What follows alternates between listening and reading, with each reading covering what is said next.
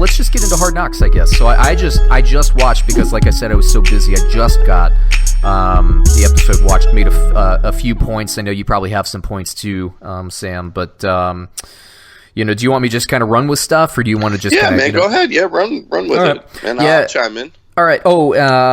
Yeah. Okay, so I'll run in now. So Mike Glennon, first and foremost, I just don't see him winning the backup quarterback job. I think it's going to be Nate Peterman. Oh, yeah. I think he's and this goes not only with what I saw on Hard Knocks, but I actually wrote this note down after watching the preseason game as well.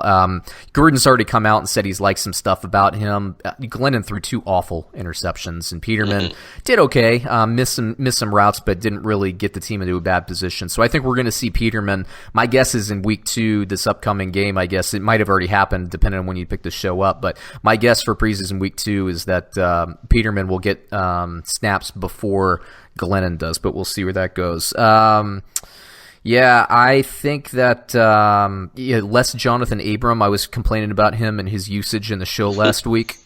He was used less this week in the broadcast, which I'm very happy about. I think he's going to be a great player. I'm not throwing shade at him as a player. I just don't like rookie coming in there and he's already taken over Hard Knocks. It's just shut up. I feel like there's a little bit of humility that should come with rookies in there. I don't care how good you're going to be, and I do think he's going to be good. Just shut up about it. Then there was that dude that broke his hand and came back in and played the rest of the game. He's going to make the roster specifically because of that. So a broken hand is an opportunity, I think. Gruden loves that stuff, man. I think, I think every coach, I would love that too if I was a head coach. Because, you get a lot of people that are like kind of like weenies about stuff. Yeah, so I think if you can grit it out, like I played in a rec league basketball. I was like the worst player on the team, but I remember I broke a finger and that thing hurt. But I was like, and it's a rec league game. Who cares? And we had enough people, but I just wanted to be the guy that finishes out the game with a broken finger, and it was a nasty broken finger too. So I finished it out.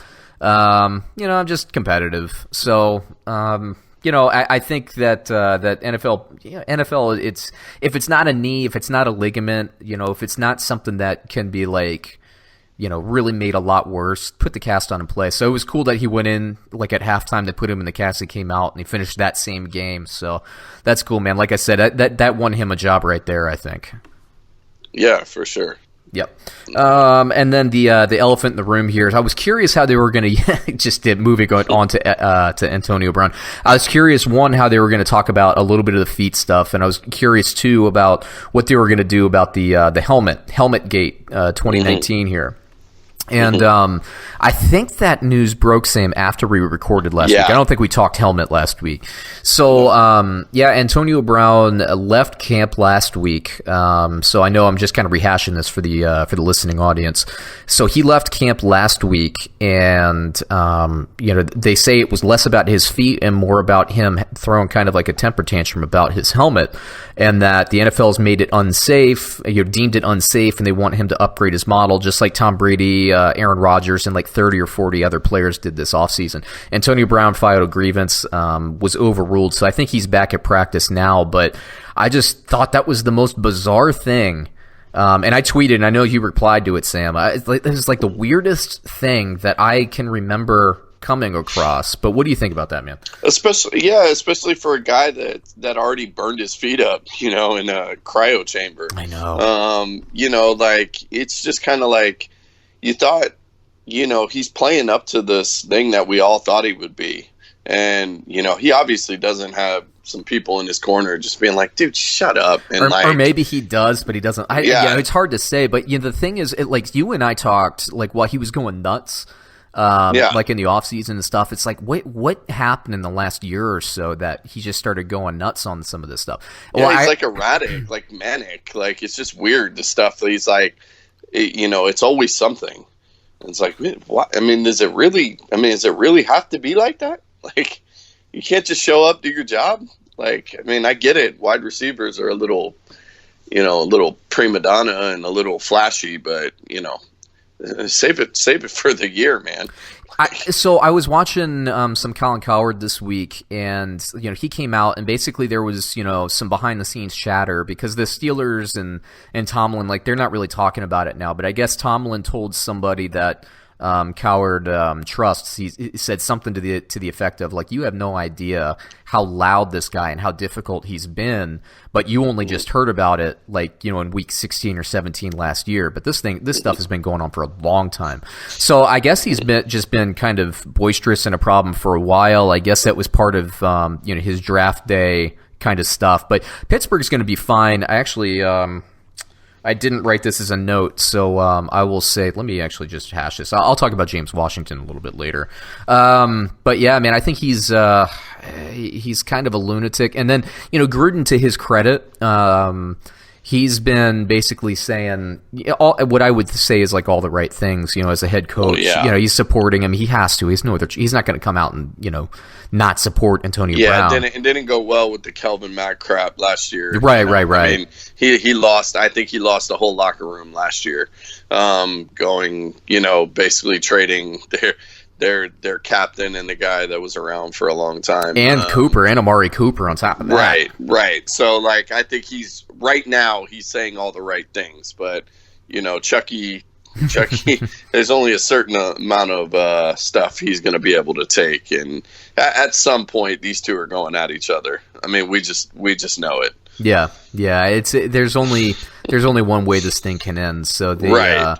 And the thing is, if Derek Carr can get over whatever kind of hurdle he's going through mentally and throw the ball deep, it could work just fine. I just am betting, as a betting man, as somebody who hosts a betting-focused podcast, I'm betting against that happening. They certainly, they have the makeup to have a good, rapport and everything, but we saw it last year. I mean, Cooper was open deep a lot. Mm-hmm. And Carr wasn't hitting him. And I think that's kind of what happens when you have your leg broken. It just takes a while to get back mentally. And so I think we might have even talked about this. Go see a sports psychologist if you have to, figure it out so that you can throw the ball deep and get your team where it needs to be. But, they have the ability. It's just a matter of, whether they'll make it happen. And I think this thing has like a 1 to 2 year half-life. I think it's going to be. What? Yeah. I haven't seen their rookie running back, Josh Jacobs, to the point where I'm wondering, I'm actually just going to do a quick search here. I don't even know, is he injured? I've been waiting on seeing it. I didn't see him play last week, but that's, to be expected. Right. If Raiders is Jacob, I was just seeing an episode on NBC Sports. Apparently, Josh Jacobs is hiding from them, so he says on a tweet. So good for Josh Jacobs, not getting involved in it. He's like the anti Jonathan Abram. Right. Yeah, so good for him. But yeah, haven't seen him, but I look forward to actually watching him in preseason action, hopefully this coming week. I want to see what he looks like. Because I saw, I thought he was a little bit of a slow running back coming out of college. So I was curious to see, because I was talking with Brad this week, you see some running backs and you wonder, Reggie Bush was electric in college and he gets the NFL and he finds out, I can't really shift and run to the outside in the NFL. The linebackers are just as fast as I am, in some cases even faster. So I wonder how a quote unquote a slow player, a slow to the hole kind of player at Alabama, how's he going to fare? We've seen some guys not make it, especially from Alabama in recent history. Trent Richardson being one of them. Is he going to be that kind of guy, or is he going to be like somebody else and be more like a Todd Gurley, who I know isn't from Alabama, he's from Georgia. But what kind of running back is he going to be? And we need to see film on that. It's not just about draft position; it's about film. So I look forward to seeing that. Right. That's about it, man. That's all my notes. Did you got anything else that you saw? Pretty much everything. Yeah, I mean, Peterman I had down, he's getting that, basically he was like, that's my guy right there. We knew that Gruden, he loves that backup quarterback. He sees a little bit of himself, his brother in that, If you're a guy trying to make the team and trying to get a spot, being the backup quarterback might be your best spot on a John Gruden team. Yeah, Glennon, by the way, he looks like a giraffe. Have you noticed that? He's just a big, tall, skinny guy. Looks like he's eating leaves. He was in Tampa, right? Yeah, he was in Tampa.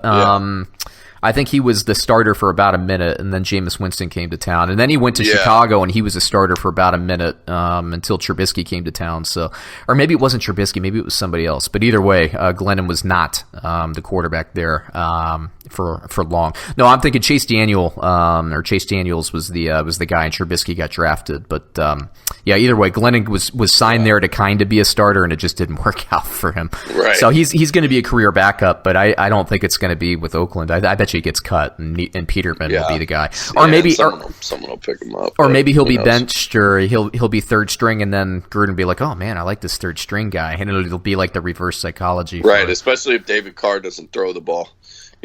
Derek. It's Derek. You're forgetting about the whatever, man. David, Derek. What was David? Yeah, David's the analyst now. Yeah, he's ex-Giant, ex-Texan. So yeah, Fresno State, is that where? Yeah, Fresno okay, State, okay. Yeah. He was the franchise quarterback. He won his first game against the Dallas Cowboys in the very first game for the Houston Texans. So good for them, I guess. Yeah.